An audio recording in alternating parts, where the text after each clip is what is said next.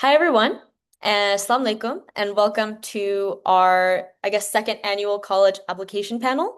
We did a similar one last year, but it was mainly led by our mentors. This time around, it'll be all of our mentees who have applied to Rawan mentorship this past cycle, and anyone who is basically was helped by Rowan or given advice through Rowan is and also achieved like good results is in this call. There's many more as well, but these are the main ones that kind of agreed to do this panel. And with the common application opening yesterday and with most college applications opening around this time, we thought that this would be a perfect time to kind of kick off this as like the first event of Rowan's college application cycle. So before we kind of dive right in, and I'll hand it over to the mentees or the previous mentees. Now they can apply to be mentors if they want. But basically, Rawan Uyghur Mentorship, we're currently applying for nonprofit status right now, but has existed since January of 2024. So it's been about a year and a half. And since that year and a half, we've acquired over almost 50 mentees across 7 different countries.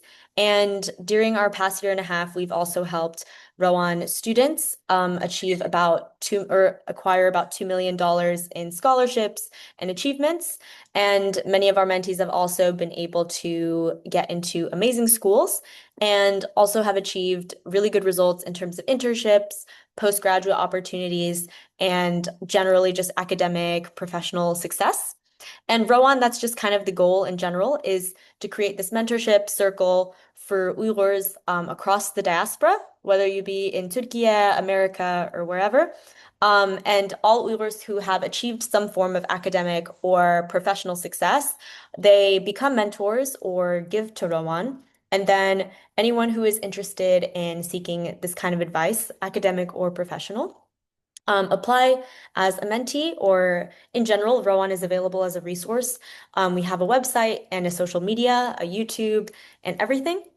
And it's all volunteer run.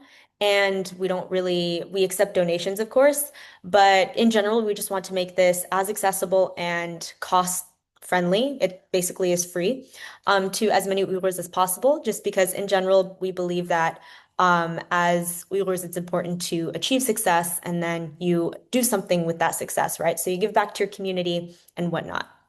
So that's kind of like the basis of Rawan. And Rawan, of course, um, which stems from the Uyghur word Rawan, right? It means to be fluent, it means to be eloquent, it means to be like without obstacles, right?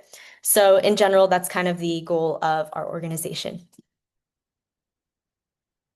And beyond just like general mentorship, which we do one-on-one mentoring, we pair you up with someone.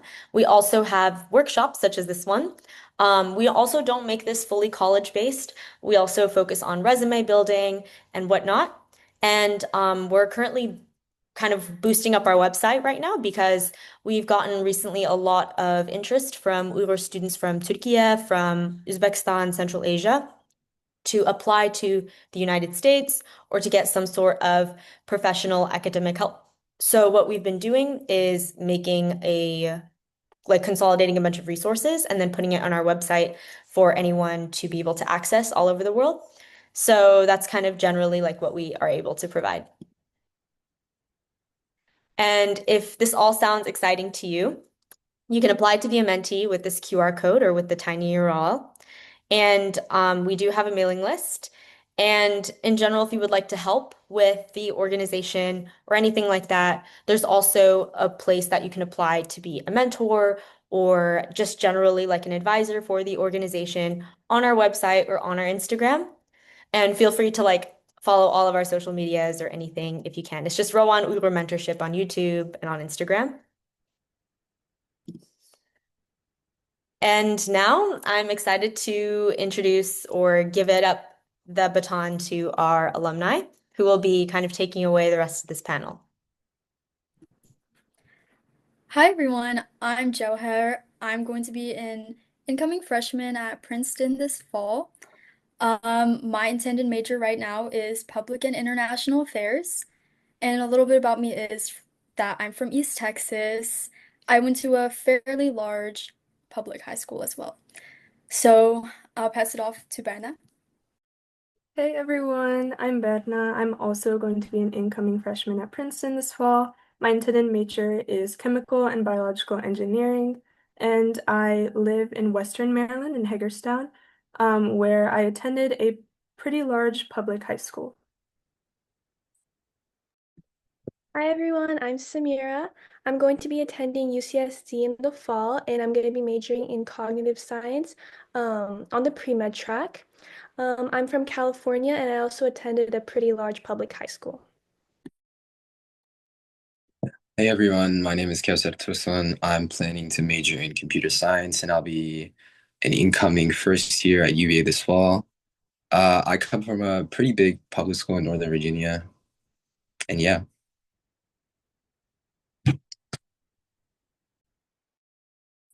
So now each of us will go through a little timeline of what our college application experience looked like and how we used Rawan to benefit from that. For me, I applied to be a mentee as soon as Rawan became like a organization. I applied to be a mentee in January 2024, and I got matched to a mentor pretty quickly right after that. And then from that point on, in February, I began one-on-one meetings where I was meeting with my mentor every single week and as much as we could. And through those meetings every single week, we explore different summer programs I can apply to, refine my college list, and refine my extracurriculars. And then most of the applications, like summer programs and stuff, they were all proofread and like I did them with the help of my Rowan mentor. And then during the summer, and as a rising senior, I took kind of a little bit of a break while I was doing some of those summer programs. I know that this college application time can be super, super stressful for everyone, but everyone's story is different. I took it super chill during the summer, and I think, I mean, I got into the school that I wanted to, so don't be too stressed about that. And then as the school year started, I jumped back into things. I applied for the Questbridge National College Match, and then that's like an application that opens up pretty early. I'm pretty sure it's due like September 20 something. So I had to get started working on that pretty soon.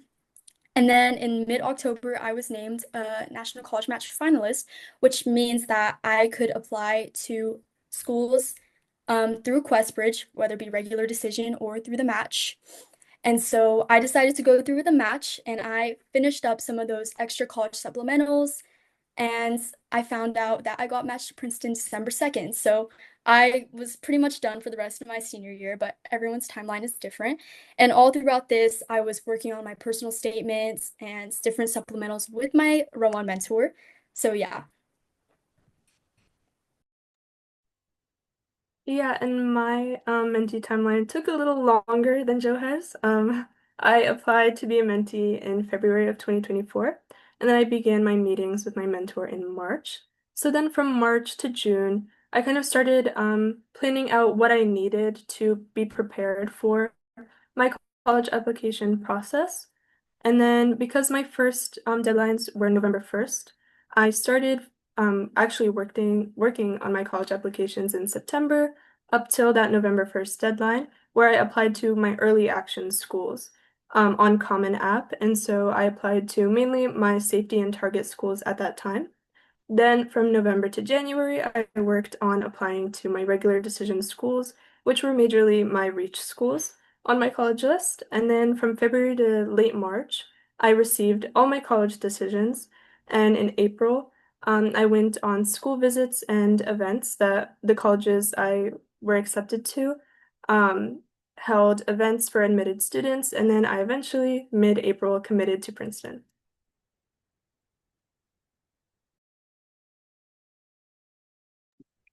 So for my timeline, I also applied to be a mentee right when the program started in January 2024, and I started meetings in February where I would meet with my mentor every week to every 2 weeks. And then from February to June, this was my junior year, I solidified and planned my last minute extracurriculars, which my mentor helped me brainstorm and just think about. And I also started SAT and ACT prep. And then during the summer from June to August, I finalized my college list and continued grinding on my ECs. And then during August to January, I applied to all my schools through Common App regular decision and also all my schools in my UC application. And in March, I received all my college decisions. And then in April, I compared all my financial aid toward colleges and committed to UCSD. Yeah, and similar to what others said, I joined Rawan around junior year. I applied to be a mentee in February of 2024. I started my meetings with my mentor in March. And then through February through June, we reviewed and planned my ECs, any final ECs, looked at my courses that I was taking and the courses that I took throughout high school, and then also took a look into my test scores to see if I was going to submit them to certain colleges or not. Um, and then throughout June and August, I worked on a college list myself, and then I had my mentor review it, and I obviously continued doing my ECs that I was currently doing. Um, and then through August through January, I applied through schools through the Common App, and I applied to most of my schools, almost every single school, early action. So I finished most of my applications around November, and then obviously the regular decision schools are my reach schools. And but in December, I received my early decision school, which was UVA, and obviously early decision is binding, so I committed to UVA, so I didn't really have to worry about those regular decision schools.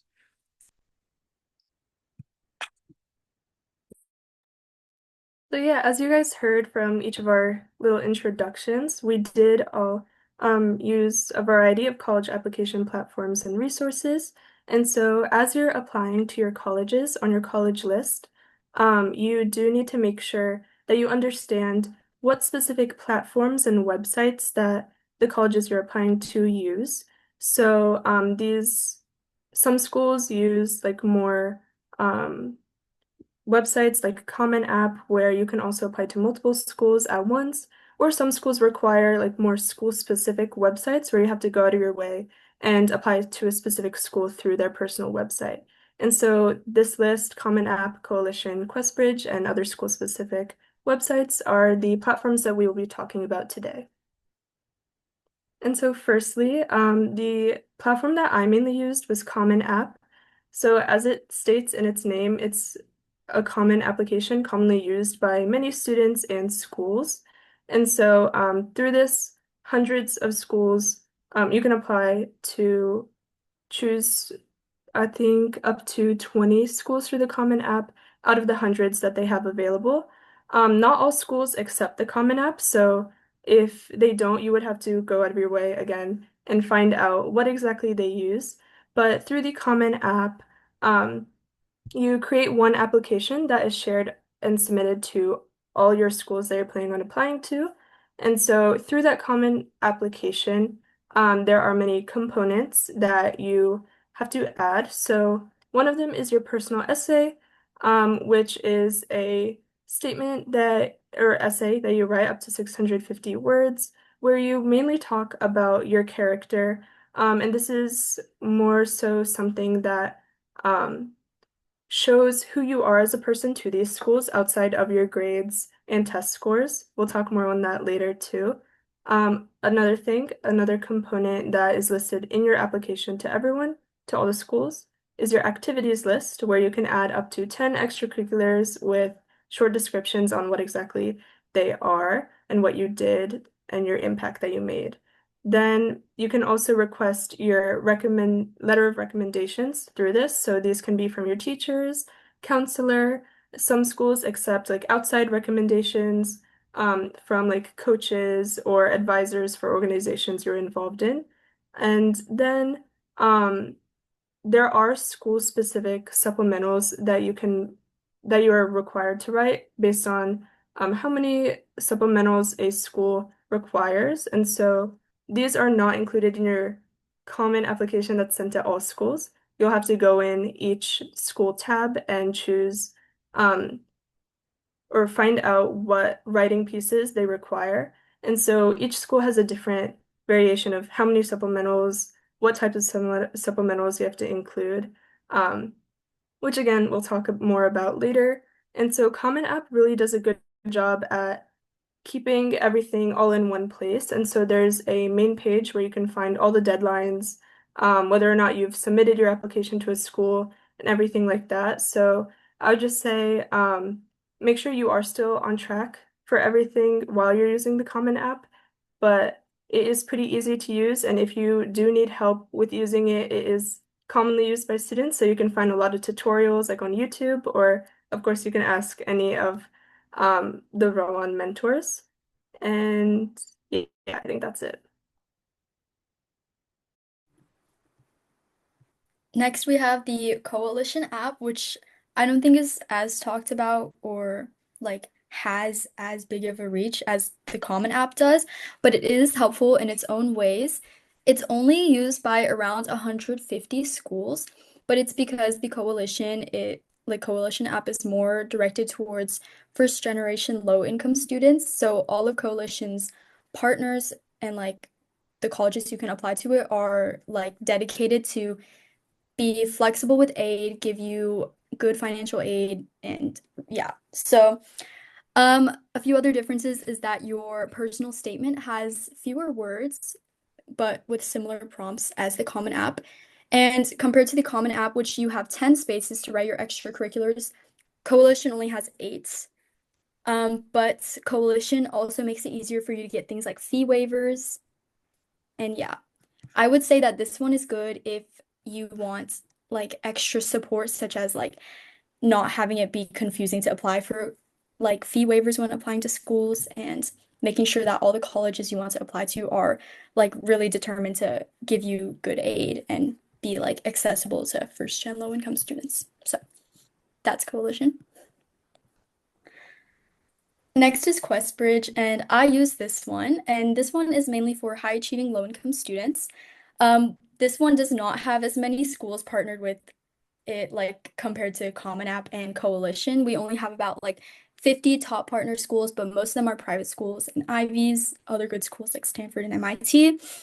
The main program that QuestBridge is known for is their National College Match. So I'm sure you guys heard me mention that earlier when I did my timeline introduction. It is basically an early application process that's binding. So as you saw, I applied to colleges back in September and I got in by December because I applied early and I was binded to Princeton because I matched to it. But the application is for free. And it also includes a 650-word essay and short answers. And you have to include detailed financial info in your initial application because it is made for low-income students. But there's a lot of benefits to it. So if you get matched, you get a free school. So complete full cost is completely waived and a really strong support network. So now at Princeton, I'm like really involved with the other QuestBridge students that were matched there or got in through regular decision. But yeah, it's best for, I would say, students that if you have like any others like life circumstances or any compelling story, because QuestBridge gives you a lot of opportunities to explain yourself. So if you have any situations that maybe like you got a bad grade in school, but it was like honestly not your fault and your life is like there's some other circumstances and they look at your application in a more holistic way. So I would say if you have more to say about yourself and about like things that aren't in your control, then I think QuestBridge is a good fit for you.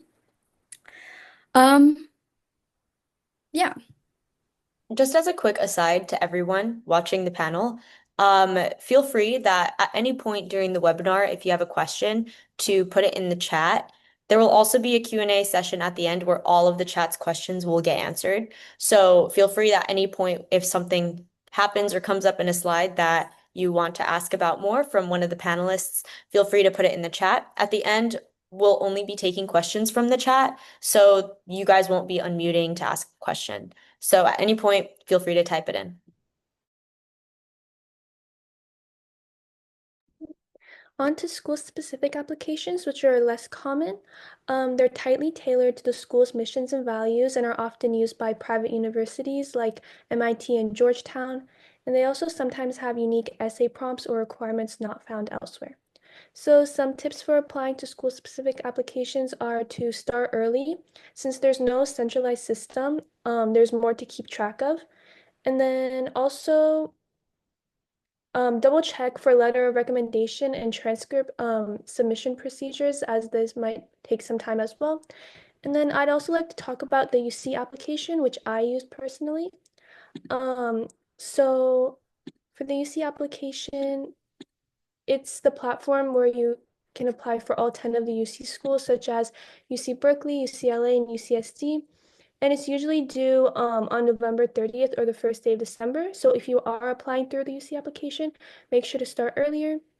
And then it's very similar to Common App in that you have to input your personal information, extracurriculars, and coursework and grades. However, there are no teacher recommendations, and there are four PIQs, which are the personal interest questions that are just like 350-word essays. And you can choose, for these PIQs, you can choose from 8 prompts. And I would say they're a little different from like supplementals or like your personal essay for the Common App, in that they want you to have like more of a straightforward or like interview style tone. So you should still like approach it with like your own character and like make it interesting, but maybe just focus more on like action, like what you actually did. So yeah.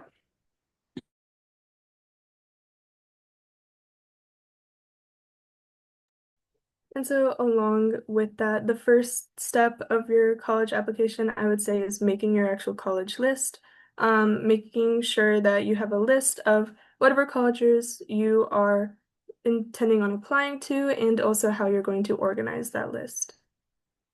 And so, firstly, we're going to talk about the differences between public and private universities. And so, as for public universities, they typically have larger student populations than private schools, and they are funded by the state government. And so, also, with that, there are lower tuitions for in-state residents. Like I applied to University of Maryland because I'm a resident of Maryland, and so my tuition was a lot cheaper than students that might apply out of state. And I would say that there are a wide range of majors and programs in these public universities because they're so large. And they, along with that, also have larger campuses, and they're known for like their school spirit, big sports, and other events. However, I would say, along with the tuition, from my experience, I did apply to some public universities and some private universities. And so when I got my financial aid packages back, because public universities are mainly funded by state governments, while private universities are privately funded by other organizations. The tuition for those kind of state schools and public universities tend to be higher than a lot of private schools because they um, don't have that main focus on giving you financial aid based off of your need. However, with that, public schools compared to private schools do have merit scholarships, and tend to give those out to a lot of students where you are like you receive money based off of your grades and test scores, how your academic performance was throughout high school. And so this isn't always the case, but I would say from my experience, um, the tuitions that I had for my public universities were a lot more expensive than my private schools. Okay, we did not get to touch on private schools. Okay. And for private schools, to quickly touch on this, they're mostly going to have a smaller student body, with a higher tuition, but they are much more giving with financial aid. Because, for example, like Princeton or Harvard, they have very, very large endowments, and they'll pull from that endowment to give financial aid. So, pretty good if you want good tuition, good price. Because they're also privately funded and have like more freedom to give money. It's not government owned really. And there's smaller classes, and you can have more of a like a tight like relationship with like other classmates or also like your professors. And yeah, but while we're on this, we're gonna quickly talk about like different deadlines for these schools. So we can talk about the distinction between like early decision, early action, restrictive early action, and regular decision. So early decision is where schools like give you the opportunity to apply early. Most of them will probably be due around like November 1st. And early decision is binding. So if you get accepted into your early decision school, then you have to go there. So yeah, that one's a little bit risky. Make sure like you like the school, the financial aid fits you. Compared to early action, that means that you can just apply early. But if you get in, you also have the choice to wait, see your other acceptances, and then see if you would like to go there. So there's a little bit more flexibility. The thing is that you just get to see if you got in earlier. And then there's restrictive early action for schools like such as Harvard that you can only apply to like one of those private schools early. So if you choose to apply to Harvard early, you only go through with Harvard. And yeah, if you get in restrictive early action, you still have the choice to like still compare all of your acceptances. You're not binded to that school. But yeah. Brenna, do you want to add anything to that or Yeah, so along with that, there are also just regular decision schools. And so, largely, for a lot of schools, the deadline for that is around January or like late December. And I would say the difference between applying early versus applying regular is when you do apply early, your application is compared to a lot less students compared to the regular round for a lot of schools. And so some people prefer that, some people don't. Um, I would say if your application is ready and you're not applying like restrictive early action or um, early decision, I would say try to have as many early action schools as you can, just so you can um, kind of have that advantage in the application process against other students. Because if you're applying to, I mean, I did this, but if you are applying to like bigger schools, schools that receive a lot more applications, the regular decision round will be a lot more busy, and it might be like your application might be um, it's just compared to a lot more students, which might be a little harder. But also, I mean, I did that for my reach school, so I'm not really sure.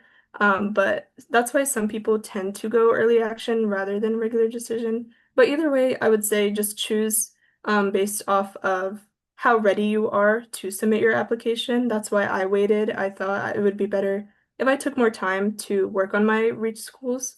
Um, and yeah, just really make sure that you apply when you are ready. I would also like to add something to that. That was Brenna brought up a really good point, is to apply when you're ready. I feel like if you research, you would see that like, oh, the early acceptance rate to this school has a higher acceptance rate, then maybe I'd be better off by applying early.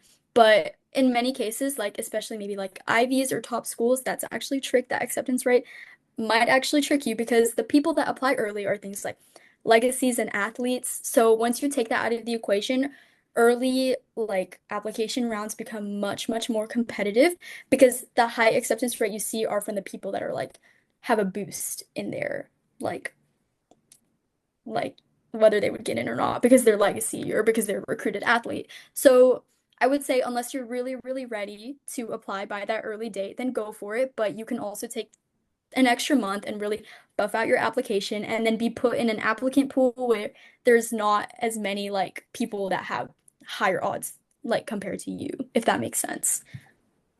Yeah, I would also say research specific schools, see how they like deal with early applications versus regular applications. Because I know some of my safety schools, they would only provide they would provide a lot more scholarships and financial aid if you did apply early rather than regular. And so just make sure you're researching into that. And main point is apply when you're ready. Make sure your applications are something you're proud of when you hit that submit button.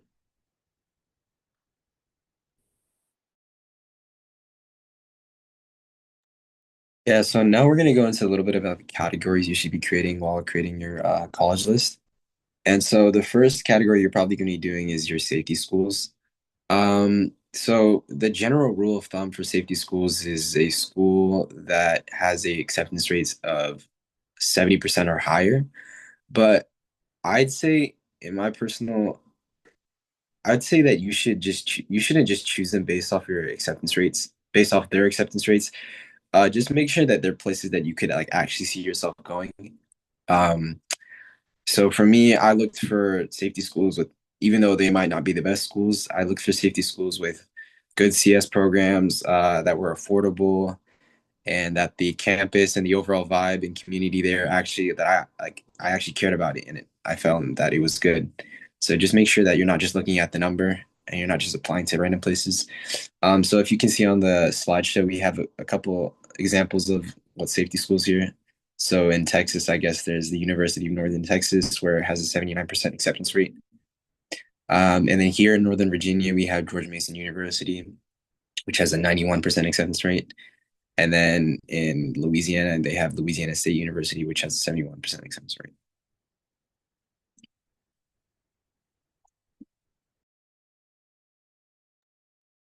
So for target schools, these are usually schools with the 30 to 70% acceptance rate, and some examples would be UMass Amherst, Ohio State, and Rutgers. So a lot of state schools fit this category, and a good method to determine your target schools is to research the middle 50% stats for like GPA and test scores and match it to those schools. And you'd probably have the better chances of getting into these schools if you are in the top 25 to 50% of the stats, although stats aren't everything. And then a large chunk of your college list should consist of these schools. The next step, more specifically, we have hard target schools. And so these are generally target schools, but with lower acceptance rates. And so this acceptance rate can range from 15 to 30%. And these are schools usually within the top 30. And so like there are some examples on the side. In my experience, my hard target schools were UNC Chapel Hill and UVA. And so this does vary by major and whatever department you're interested in going into. But I would say in general, kind of making sure, like even if you are only interested in like your reach schools on your college list, which Kelsey will talk about, but I would say definitely make sure that your safety and target schools are schools that you have enough of them that you apply to at least two of each, two or three of each. So you kind of have that safety net if your like highest dream schools don't really work out well. And again, like Kelsey brought up a really good point of like making sure that you are applying to schools, even if they are just safety schools that you might not really be interested in. Um, at the end of the day, that might be what you have to rely on. Like if hopefully things don't become this way, but if like things don't end up going your way with your dream schools, so just make sure that all the schools that you apply to are schools that you have well researched and are actually at least slightly interested in attending.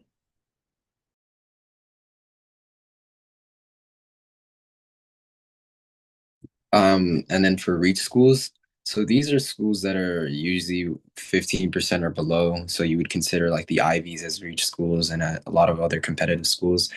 Um, so these schools, it's a little bit like kind of by chance. I mean, the most of the students applying to these schools are all students with the same exact perfect GPA, SAT scores. So even if you have very good stats, it doesn't really give you any like guarantee into getting into the school. So for these schools, I'd say just don't be afraid to apply to them, even if your stats aren't perfect. Your story, your background, and what you've done matter, and they'll take all that into account. And yeah, so another thing about these schools is that these schools are mostly private schools with higher tuitions, but because of that, they offer better financial aid packages than other state public schools and institutions like that.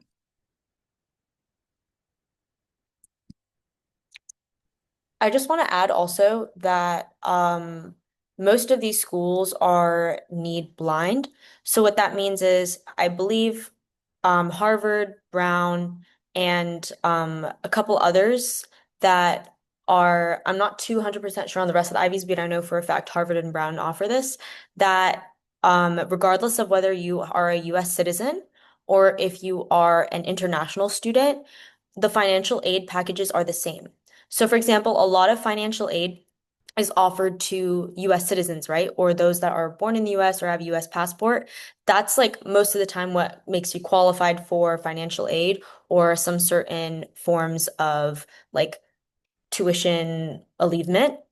However, so these schools that are need blind, regardless of your status, they will extend those generous financial aid requirements to you. So, for example, at Harvard and MIT and Brown, the standard is if your family income is $150,000, like US dollars, for the entire year, your tuition is waived.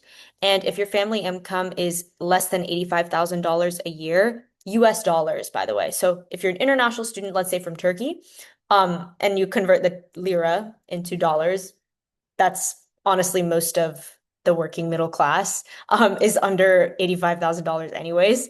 So if you convert the currency, you would still qualify for full financial aid and you don't have to pay anything. And that requirement extends to whether or not you even have a US passport.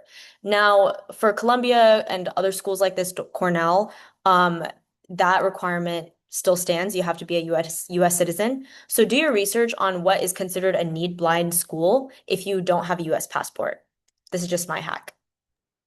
Yeah, another thing I wanted to add about need blind schools is that I'm pretty sure for need blind schools is that most of these schools, like if you apply to public institutions and if they calculate how much financial aid they're giving you, they're going to take assets into account with your overall income. But I'm pretty sure for need blind schools, they don't look at assets or any type of other investments that you have and just completely look at your just overall income for the year.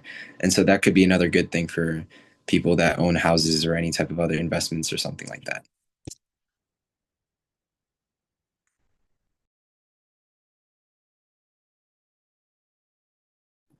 So now we'll talk about different high school courses. Obviously, you want to try to take the most advanced courses available at your school and get A's in them. This will show that you're rigorous and you're hardworking, and colleges love to see all of that. So those include maybe like if your school has AP or IB courses. Dual enrollment classes are also really good. Like if you guys, like if your high school has a program where you can like take classes at your community college, that also is really good too. You can also get college credit by that if you maybe like go, I think state schools take dual enrollment more than like if you go out of state, but that's also a good option to consider. And you can maintain a high GPA by taking more advanced courses too. So I also want to mention, like, for me, I'm more like a humanities kind of like focused gal. So whenever I was making my schedule for my upperclassmen years of high school, I like took a lot more like humanities history AP classes, like AP Euro, and like I enjoyed those classes a lot because it could also show the college that I want to get into, like show it my interests, but also just like it'll show like your interests too and like your little peak in your application. But another thing I wanted to touch on is that if you get like a bad grade or if you started off a little bit like sloppy, I guess, without like if you weren't as locked in like in high school, that's okay because colleges will look more of like a trend. If you are like if your grades are increasing or like if you only had one bad grade once, like don't stress out because colleges will like usually look at things more holistically. And yeah, if you just try your hardest, then you should be fine. Yeah, and so for my personal experience, for like my freshman year mostly, I took honors classes, and then starting from 10th grade, I took AP and IB classes. And so with that, oh, and then also like I did take some dual enrollment classes at my local community college. And so with that, colleges really look for if you are taking the most advanced courses available to you. So don't be worried if you look on the internet and see all these people that like took 20 AP courses, and you don't have that available at your school. really do not worry about that. I think at my school we had like six AP courses that were available. And so as long as you are making sure you're um, fitting those like more advanced courses in your schedule, that's really all what colleges look for. Um, and so definitely don't compare yourself to people that have like kind of more resources or advanced things like that. And I would also say that in the application in general, like when you're using Common App, or just any application platform that you're using, you do have to put like your yearly grades or specific scores that you got along with your courses. And so that is definitely important to as your transcript is sent to these. So definitely what your high school courses are definitely important.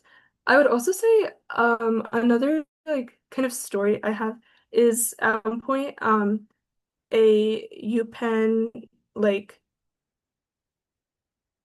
what are they called? Like the people that look at your applications. Um wait, Johar, do you got that? Yeah, like what, like an admissions officer or Yes, right. The word was not in my head at all. A UPenn admissions officer came to our school because we're kind of close to Pennsylvania. And so they came to our school and like a group of students, including me, were sat down with them. And so something that they really did emphasize is how they look at these advanced courses on your schedule, or on your transcript. So this admissions officer did like list out specific classes that they're looking for on your transcript. So because our school's like most advanced courses were the IB courses in our IB program, she listed like, oh, if you're mainly gonna major in like science at UPenn, if you're planning that, really make sure that you are taking like IB biology and stuff like that. And so she listed those specific things, and that really showed me how important like taking those more advanced courses are when you're applying to type schools like that. So yeah, that's all I have.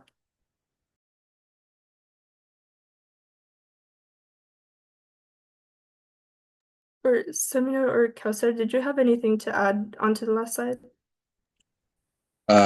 Yeah. So for me, I don't know if probably some international students transfer over to the US or anyone that was just coming over to the US, they could probably relate to me. But for me, I honestly, my freshman, sophomore year, I didn't take the hardest classes ever. I wasn't like stacking APs freshman and sophomore year or anything like that. Honestly, it was more of like like Joe had said, it's more the colleges mostly look at like a build up, so they want to see growth and intention. And so I would just say like even if you don't even if you don't have like all these classes that you could take, or you feel like you can't take all these classes and you feel burnt out, I would just say like don't worry about it, just go with how you feel, and as you go through your high school you'll probably get better, and then you'll be able to take harder classes. And colleges want to see growth and intention, and just not just like a stacked transcript with 40 different AP classes on it. So that's just all I wanted to say. Yeah, definitely. And another thing to add is like we're going into these sp sections like very specifically, but I do want to say that a lot of colleges, when looking over your application, have more of a, like a holistic view of your application. And so even if like you aren't taking the most advanced courses, even if your test scores weren't as high as you wanted, they're looking at your application as a whole rather than comparing specific parts. And so if you really show your story through your writing, especially, or just application in general, no need to stress about these specific things at all.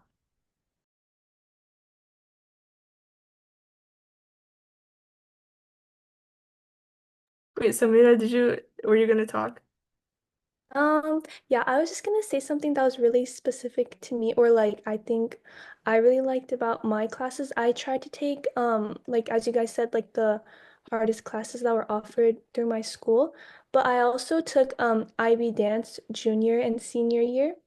Because it was also a weighted class, but it was something that I was really interested in, and it gave me a break from like all the other like core academic classes throughout the school day.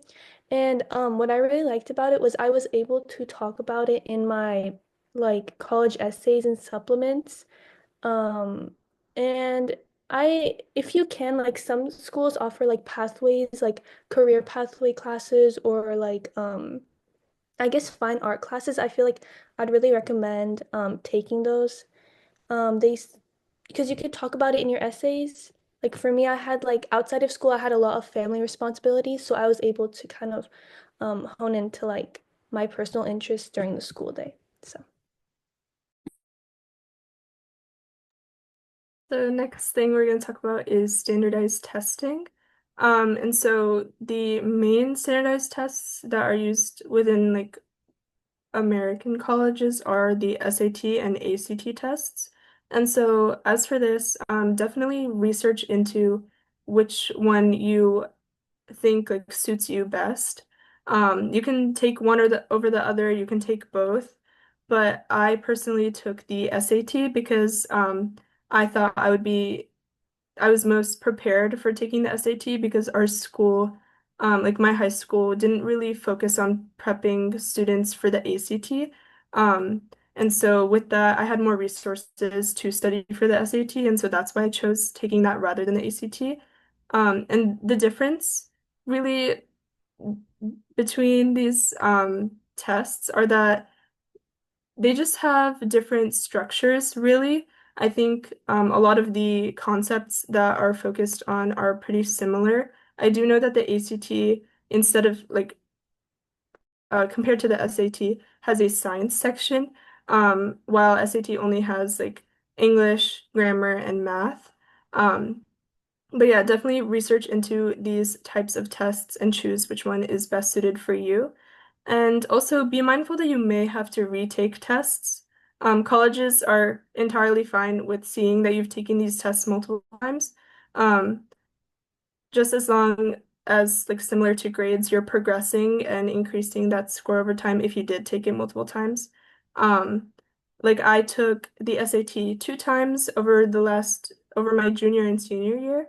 And so um, if you're not happy with your score at first, you can definitely take the time to retake that test if you do have time before your senior year. And also, there are universities that either require test scores to be sent to them or are test optional. So what that means is require schools that require test scores require you to send whatever the scores of whatever test you took, and they will take that into account when looking at your application.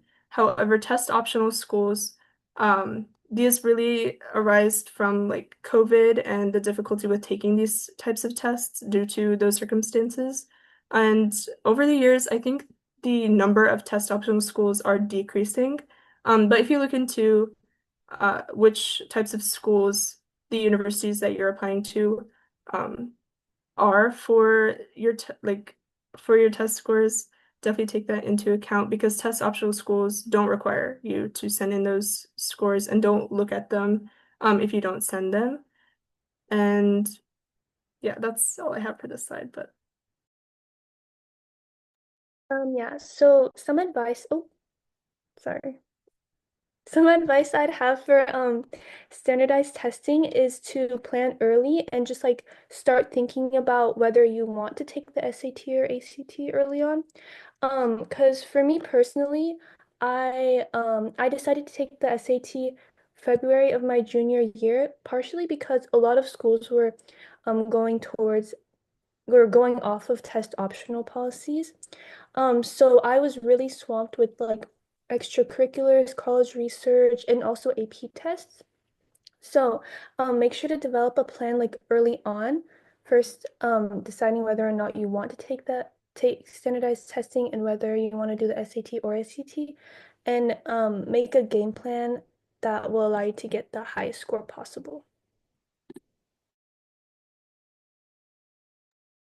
Yeah, and then from my experience, I just wanted to say that for standardized testing, obviously it's not the end all be all, so don't worry too much if eventually you take up all if you're finished with your time for t testing and you don't get the score you want. But some advice I give is just um probably try and think about standardized testing right as soon as you get into high school. I'm not saying start studying for it then, but just keep it in mind because obviously like Samira just said that in your junior and senior year, you're going to be busy with all these college planning, AP tests, your actual coursework. So it's kind of difficult to fit in studying for your SAT or ACT while you're doing all that. So what I did personally was over my sophomore, going into junior year, sophomore summer, I took a SAT course over the summer and I self-studied on my own as well. So if you're able to do that, if you can afford that, that's great and just get it over with. If not, obviously there's a bunch of online resources that you can self-study on your own. There's Khan Academy online, other stuff that you can look at, YouTube videos. So I would say just try and get it over with as soon as possible. And you definitely utilize the summer where you're more free from classes and AP tests and everything like that. Yeah, and I'm gonna really briefly go over maybe like help you understand which test maybe is more your style. So ACT is like more like mathy, sciencey, I would say. If you like reading like charts and graphs and like fast-paced things, then ACT is definitely more your go. But the SAT is like a little bit more chill, I would say. Like you have more time per question. It's also all digital now and you have the calculator for like the entire math section. So everyone says that the SAT is like more for like if you're stronger in verbal and reading, but like everyone has different experiences with it. But I would say, I mean, I kind of, as I was like saying, I'm more of a humanities person. I kind of like the ACT because I liked having a physical paper in front of me. I feel like the digital SAT threw me off a lot, and the ACT, like being able to like underline stuff like really helped me. So just like maybe take both practice tests and see which one you're better at. So that's all I have to say. Okay. So for extracurriculars, make sure to join clubs and organizations that you're interested in and apply to higher positions within your extracurriculars. So this can look like trying to get leadership positions in your clubs at school, but it could also look like finding roles within your community. Like for me, I was on the youth board in my local library where we organized like community events. That could also count as like a leadership position. And then also make sure to join activities related to your intended major. This would be good to talk about in like your essays. Like some colleges have supplements on like why this major. You could talk about like stuff that you did specifically. Um, and then also school versus out of school extracurriculars. Um, it's good to differentiate yourself from people within your school. Because I think, yeah, colleges, they usually compare you to the applicant pool within your like your high school. It's good to actively look for like out of school extracurriculars like summer programs, like youth organizations you could join or research. And then also when writing your activity sections, make sure to highlight your impact. So, like wording, I think for the Common App, you get like how many characters? Like 150 characters or something like that. Um, Yeah, I think up to 150 characters. okay. Yeah. So, it's really important to like strategically use up those characters that can um just represent your activities to the fullest. So like quantifying stuff, like for example, if you helped raise money for a fundraiser, instead of saying like helped raise money for a women's shelter, you could say organized a fundraising campaign that raised over $100 for a local women's shelter. That would like represent or like quantify your impact. And yeah. Yeah, so my advice would be as you're coming into high school, just start off with just joining any club and everything that you find interesting. And then over time, you'll see, over time, obviously, as you grow more close within that community or club that you're in, apply to leadership positions. And then towards your junior and senior year, you want to narrow down what you have leadership positions in or what you think that you actually like that will actually help you with your college journey or that's actually orientated towards your goals and then narrow down to that and then obviously drop whatever clubs that that you don't are not interested in anymore or that are just not helping you in any way. But obviously keep the clubs that you just find interesting yourself, because college admissions officers see that as sort of unique. So even if you want to do CS, like for me, for example, even if I wanted to do CS, I really liked cooking. So a if a college admissions officer saw that I was applying as a CS major but saw I did cooking club, that would be a good topic to write about in my essay and talk about how I loved cooking and how it got me through high school and how it was somehow like I looked forward to it after all my hard classes and everything like that. So even if what you want to do, or a club that if there's a club that you want to do that's not particularly oriented towards your major or may not be academic, I would say just stick with it. It still looks good on your applications, and yeah.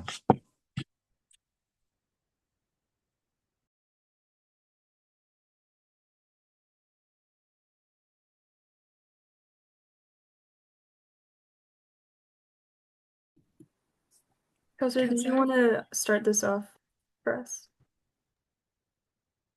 Um, okay, so next we're gonna talk about another section of the Common App. I'm not sure if it's on the other college applications portals, probably is, but there will be a section where you list your honors, awards, and distinctions. And so for me personally, one of the biggest things was a project that I worked on through Rawan with my mentor.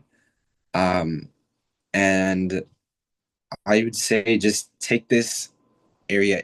I don't think they give you as much characters in the Common App specifically to explain what you did here, but I would say keep it short and really emphasize the achievement and the try to make yourself seem like they're very make it look selective.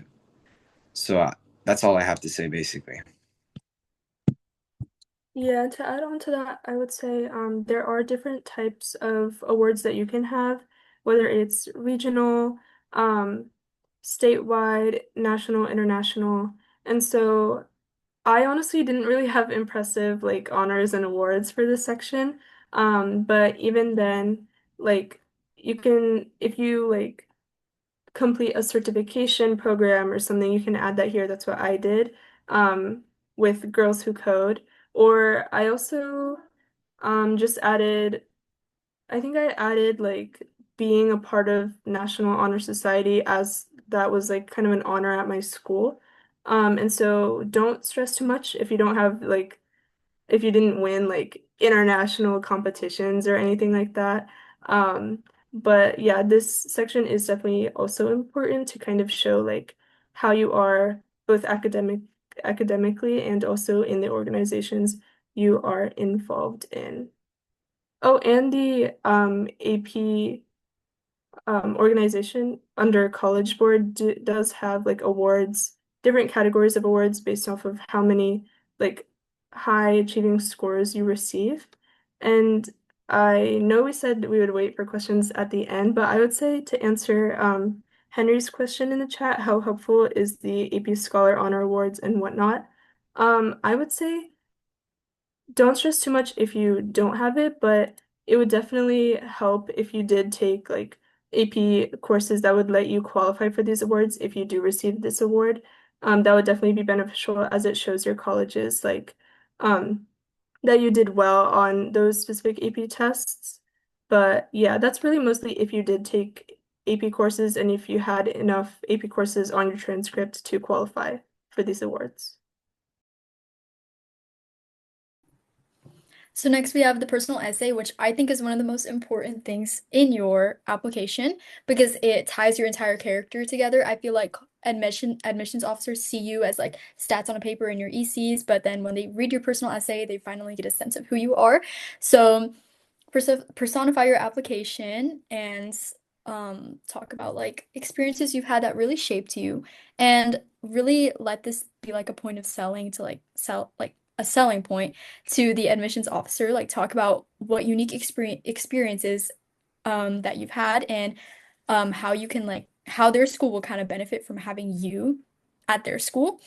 And I think like we're all Uyghur, we all have like really like we have like stories to tell. So I think that you should tell your story and include being Uyghur in your personal essay because it's really important about like it's really central to who we are. So, yeah, just reflect on major moments in your life, how you grew from that. But don't be too repetitive, like don't be repeating things from your extracurricular thing. This needs to be like a new, fresh point about who you are for your admissions officer.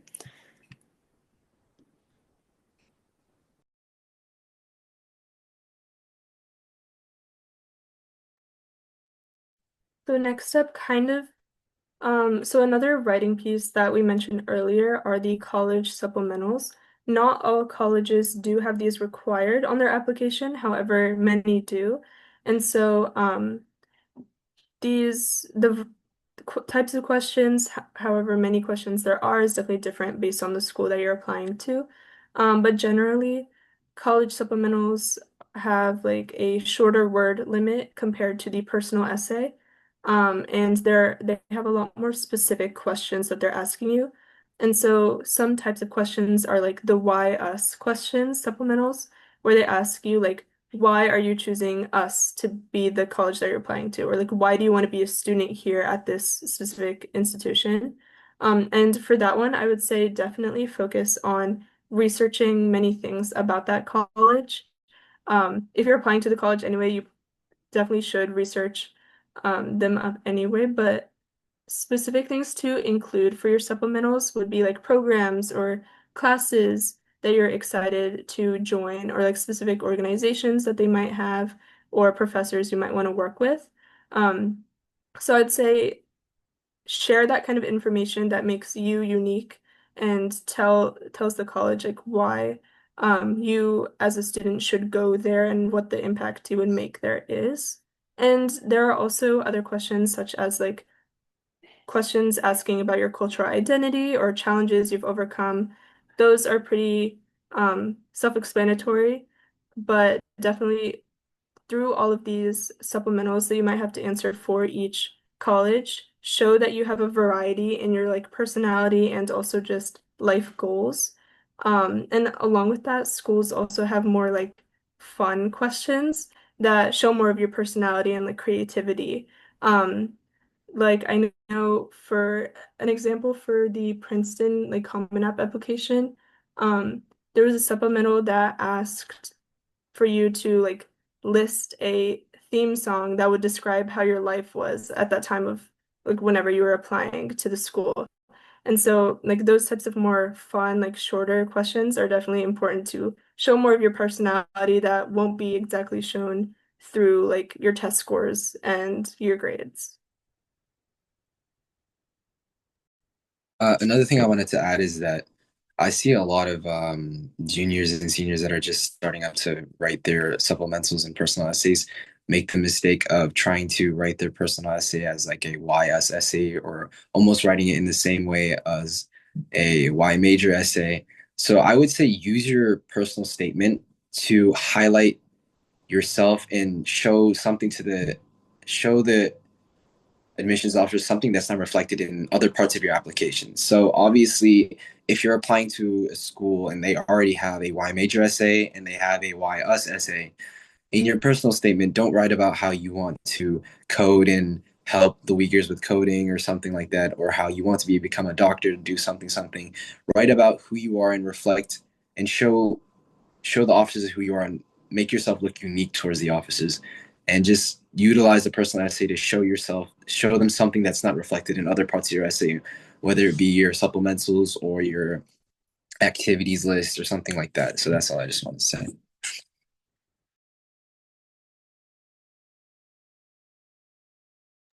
Okay, so teacher recommendations. The UC application didn't require these, but I know that the Common App and Westbridge and maybe Coalition does. So it's important to ask early, about maybe 2 to 3 months in advance. But also check in with your school because I know some schools they require like all juniors to have their teachers by the end of or by the start of the summer. And then also make sure to check in with your teachers as the deadline approaches, like whether that's shooting an email or just like visiting them in class. And then also choose teachers that you are closest with and who you know can like write the best recommendation. So make sure that they can advocate for like who you are, what type of student you are in class, or some like stuff that I did outside of school. And I asked teachers who I had really close relationships with. Um, Also, one of my teachers was my club advisors, so it'd be good for them to talk about um, not only stuff related to academics, also what type of leader you are, and then also prepare a brag sheet to give to your teachers when asking for recommendation. So on these brag sheets, the purpose of these brag sheets are to show your teachers like kind of what you do outside of class so that they can write more like detailed letters of recommendations for you. And yeah, just the big overall thing is just ask teachers who you have the closest relationships with. So yeah. Um, so I would advise that you ask your teachers right after your like junior year, like right like near the end of junior year. So probably I even asked one of my teachers on the last day of junior year. Going into senior year, especially if you're doing early action applications, the teachers that are going to know you the best are your teachers from freshman year to junior year. Your senior year teachers, they're going to know you for maybe 2 months, 3 months. And then after that, then you'll submit your college application. So I would say the best time would probably be end of junior year. And then obviously once the senior year starts, check in with your teachers and see if they submitted that. Another thing is that for these recommendations, you don't have to use teacher recs. You can also ask recommendations from employers if you work a job. If you did an internship over the summer, you can ask the person you did that with. You can ask people like that. So I would say just ask early and check in with them and make sure that your brag sheet. For me, what I did for my brag sheet was I basically over the summer I worked on my common app like activities lists and all my honors and awards. So I basically just like took all that, put it into like I summed it up and put it into a document and then shared that with my teachers. So that's another easy way to give your teachers a brag sheet and make it easier for them.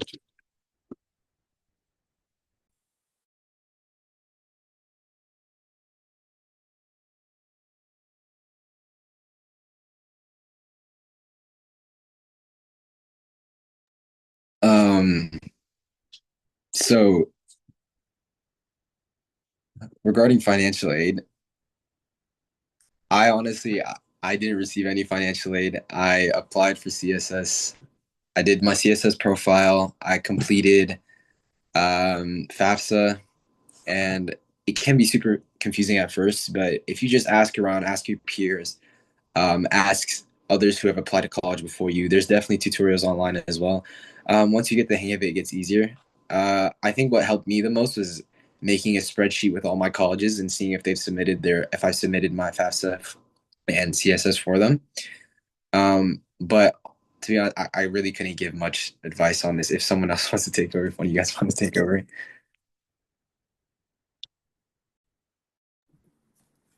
Um, I mean, it's just like researching the school and like seeing your family situation. If the school can like help out or like research scholarships, I would recommend like first applying to maybe those like big name scholarships like Coca-Cola, like those. If you don't get any financial aid, if you get those, then you can basically get your entire college free, even if you don't qualify for financial aid. So, yeah, there's other ways to get financial aid, even if you don't like qualify for like the need-based stuff that a lot of schools give. But yeah, we have a brief run through about like work studies, loans, grants and scholarships. But we talked about a lot of these things already. So I think we're ready to go on to the Q&A. Are there any questions in the chat?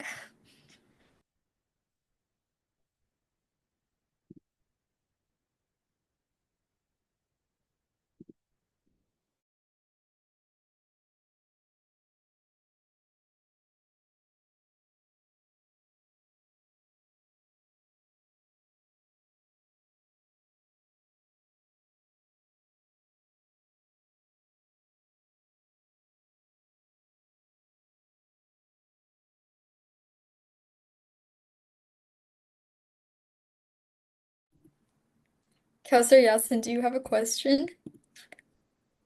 someone asked, how should you approach talking about being Uyghur in your application? I can briefly talk on this and then someone else can answer, but if you feel like being Uyghur has shaped your life circumstances, which I'm sure it has, then you should write about it. Like everyone is different, but for me, I've lived in America my whole life and I've been like kind of disconnected from like the whole American diaspora. And so when I was reflecting about, oh, what should I write about my personal statement stuff, I talked about the things that affected me a lot the most, and it was like the disconnectedness I felt with my culture. So think about like, I don't know, the biggest problems in your life or some things that have changed you. And you'll find most of the time it connects to being Uyghur, especially like us living in this generation. So just think about like the struggles you've had, or I don't know, internal struggles, and you'll find a way to write about it, but everyone else is different. Do you guys have anything else to say about this? Yeah, I would say, am I glitching at all? I think I was going in and out for a bit. Wait, okay.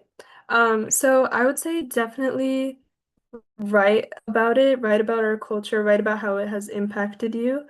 That's what I did for each school that I applied to. I made sure that I included something about how our culture has impacted us. And for my personal statement, especially, I think section where you can include that and connect it to how it has changed you, or connect it to something else in your life, like your personality, just to make sure that you seem unique compared to all of the other applicants in your journey.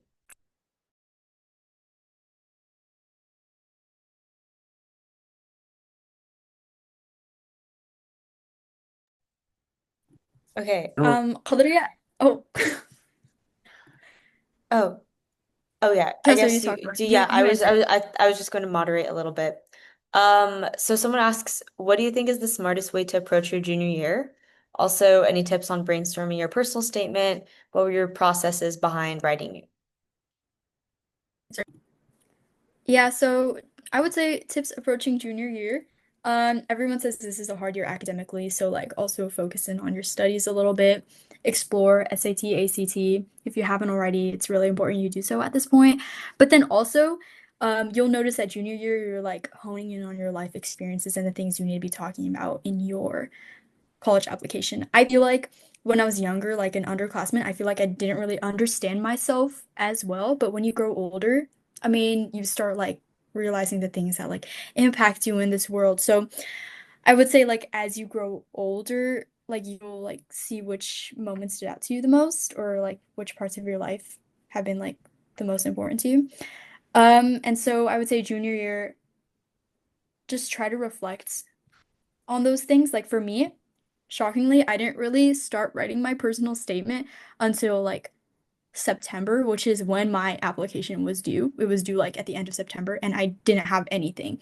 But what I really like to do is I write a lot of poetry because it helps me like think about like my state of mind and everything. And I found that like me expressing myself creatively helped me like find out about the topics that I wanted to write about. So if you have anything like, I don't know, a creative outlet, then maybe you can revisit that again whenever you want to write your personal statement and you'll find helpful things.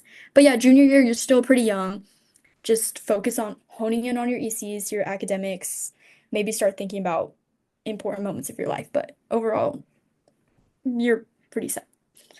Yeah, another tip that I had was during the same time last year, my junior year. Um, I think I found the exact website, but I would just search up like college essay brainstorming documents online, and there was like this really good one by if you search up the college essay guy online, and he has like this huge document. It's just a Word doc. You copy it into your Google Drives, and it just asks you a bunch of questions. It tells you to choose a bunch of traits, what you like to do, all this stuff, and you fill it out. I just spent a couple hours doing that every day during the summer. And if you really do intensive brainstorming before you start writing your essays. Once you start writing your essays, you'll find that you basically already like wrote most of your essay. You did most of the work for your essays. Now you just got to put it into words and make it sound nice. So that was a good thing that helped me a lot. So if you just search up online like college essay guy, or you just search up like personal statement brainstorming, and that should come up, and it's really helpful. Yeah, to add on to that, I also used the college essay guy, and he was also super helpful with supplementals, like college specific supplementals. He doesn't have it for like every single college available, but definitely for top schools, like he goes in and explains like what exactly, like how exactly you should answer each supplemental question available for that year for specific colleges. He won't like say like, oh, this is exactly what you should write, but it'll say like he'll include like key points that you should hit as you're answering those supplementals. So like for YS supplementals, like he'll say specifically include programs from this like department of the school or stuff like that. And so I would say I definitely used that to my advantage, that free resource to my advantage as I was completing the supplementals. And some supplementals are very vague too. And that is a good thing, and it also can be a bad thing. And so, kind of getting direction from these types of websites and resources is always super helpful. Yale, also, if you're interested in applying to Yale, they have like a college admissions podcast on Spotify. I don't know if it's available anywhere else, but that's where I listen to it from. And they go through like each question at the sp start of the like application cycle for each year, and they go through the types of questions they have, any like if they received like answers from the previous year to a specific question that they didn't really think fit the question, like didn't really hit the points that they were looking for the question, they will talk about that in that podcast. And so definitely so many free resources that you can search up to kind of direct your writing, but also definitely make sure that you're being creative and personal with it as you're answering them. Also, just like a really quick tip, like I feel like getting into the habit of like writing down your ideas as soon as you think of them, um, like throughout like junior year. This can be like for me, I had on my notes on my phone on the notes app, like every time I thought of something, I would just write it down really quick or like have a designated notebook, because I really struggled with just like sitting down and like responding to supplements. So I feel like having even if you think they're not like the most interesting ideas, just getting to the habit of like writing down whatever like whenever you think of something, it'll really help you like when you do get to the point where you have to write your essays. But, yeah. As people have been talking, I've been kind of putting in some links in the chat, including College Essay Guy, which everyone has been mentioning has been really helpful for brainstorming, as well as some general like Rowan specific resources that we have. And then there's another question that someone else had asked, and it's regarding if it's okay in the application that they don't know what major they want to study yet in college. Yeah, so I can answer that. I would say a lot of people do go undecided as they are applying to colleges. And even now, like sometimes I talk to like other incoming Princeton students, and they still are not sure like exactly what they want to major in. So I would say definitely don't stress too much if you're not sure what you want to major in, because the whole point of college is to explore and find out what you want to do. Um, for work, what you want to go into after college. And so you will definitely have that time during the beginning years of college to decide what you're exactly majoring in. However, I would say some colleges do require you to answer questions specifically about your major or specifically about the department that you are interested in applying through. And so I would say right now, if you're not sure what you want to major in, it's whatever you are most interested in, even if you're that that's exactly what you want to major in at that school. If you have if something, um, a specific topic or major that they have, then definitely write about that and explain how that has impacted you. Even if you're not exactly sure if that's what you're actually intending on majoring in, that's totally fine because um, that like first year, usually colleges are super open to you switching majors or exploring more outside of the intended major that you applied through. So I would say don't stress too much. Just choose whatever you are currently most interested in and what you can kind of like target your application around as for your major.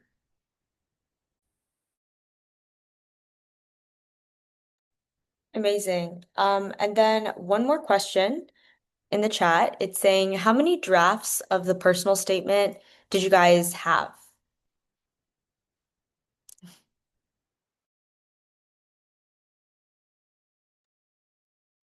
I would say I definitely changed the wording of my personal statement multiple times. I did stick with a similar topic.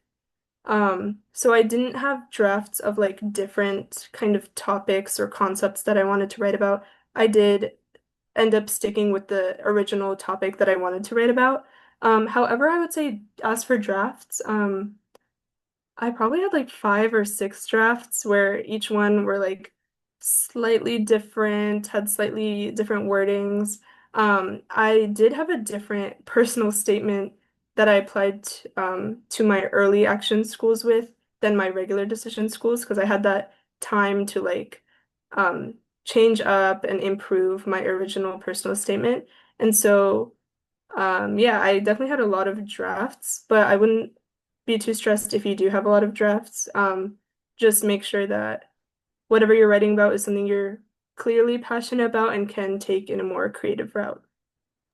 Another thing I wanted to say was, I think I mentioned this earlier, but about how you shouldn't really be talking about your major and why you want to study this and the school that you want to study at in your personal statement. But in the same way, some schools already have, some schools don't have those questions, those supplementals that ask you why you want to study your major or why you want to do this. And you may have a very unique. So in my case, I'm studying computer science, and as a lot of people may know, it's very diluted at this moment. And so everyone wants to study computer science. So in a way, I had to make myself stand out as an admission officer reads my application. I don't want them to just look at it and be like, oh, there's just another computer science student. And so this for particularly for UVA, UVA does not have a why major essay or anything like that, or asks why you want to study computer science or why you want to come to this school. It was more of like a community involvement essay or something like that. And so what I did was I had two different versions of my Common App. One that I submitted to UVA and other schools that didn't provide a why major essay, just so that I was a little bit more different and I stood out amongst other CS applicants. So I touched on a little bit. My entire essay wasn't about this, but I touched on why I wanted to study a little bit and just incorporated it into my essay to make sure college admissions officers knew that I really wanted to study CS for a unique reason and to give myself a better chance of getting into the college. So that's just another tip I would give you. If you need to make multiple versions of your Common App that you want to submit to different schools, that's completely fine. But I would say there's no specific amount of drafts or revisions that you have that'll make your essay perfect. That's ultimately just up to you and how and your deadline.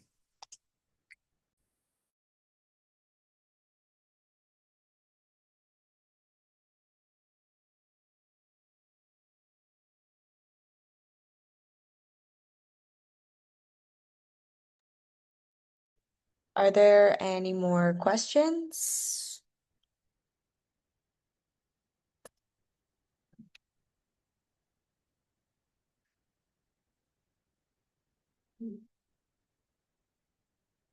We'll maybe give like one more moment for those who maybe are last minute typing some.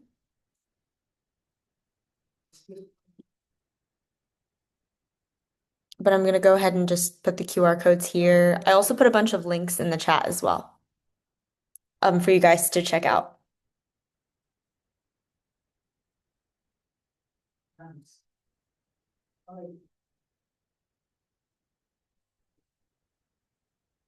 Seems that no one has any more questions, so I think we can end the webinar here. Thank you all so much for joining. And thank you all to the panelists for talking about their experiences and generally just being super helpful and very transparent and willing to just always give out any advice. I think that's very difficult to pick out, especially being Uyghur and talking about that.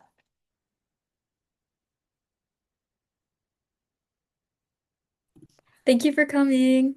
Yeah, Thank you, but everyone, for all your questions. Yeah. all right, I'm gonna go ahead and end the recording, but feel free to also